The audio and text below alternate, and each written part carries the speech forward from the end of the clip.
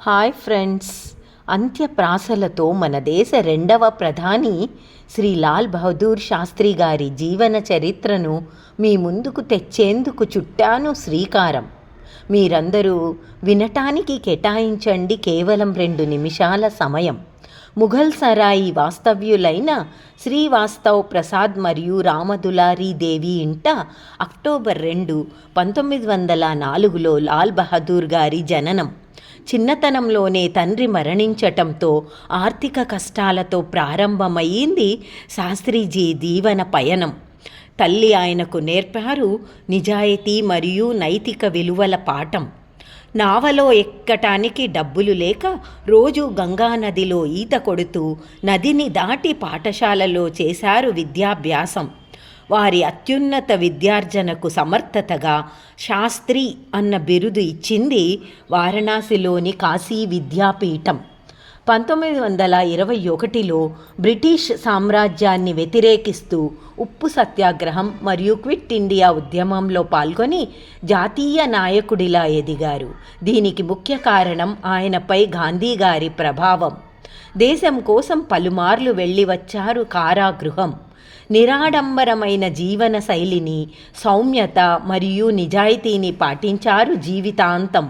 1928లో శాస్త్రి గారికి నైతిక విలువలు ఉన్న లలితాదేవి అనే సాధారణ మహిళతో జరిగింది వివాహం.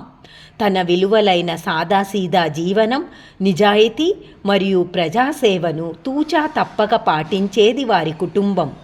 స్వాతంత్ర్యం తరువాత శాస్త్రీజీని రైల్వే మంత్రిగా నియమించింది నెహ్రూజీ ప్రభుత్వం. రైల్వేలు సామాన్య ప్రజలకు కూడా అందుబాటులో ఉండేలా చేసింది ఆయన ఆలోచన విధానం.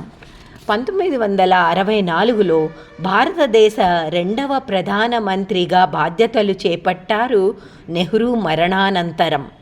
దేశ రక్షకులకు, రైతులకు సమాన గౌరవాన్ని తెలియజేయడానికి వారు రూపొందించారు జై జవాన్ జై కిసాన్ అన్న ప్రముఖ నినాదం. అలాగే ప్రోత్సహించారు హరిత విప్లవం. 1965లో పాకిస్తాన్తో జరిగిన యుద్ధంలో ఆయన నేతృత్వంలో మన దేశం సాధించింది ఘన విజయం. ఆ యుద్ధం తర్వాత టాష్కెంట్లో శాంతి ఒప్పందంపై చేశారు సంతకం.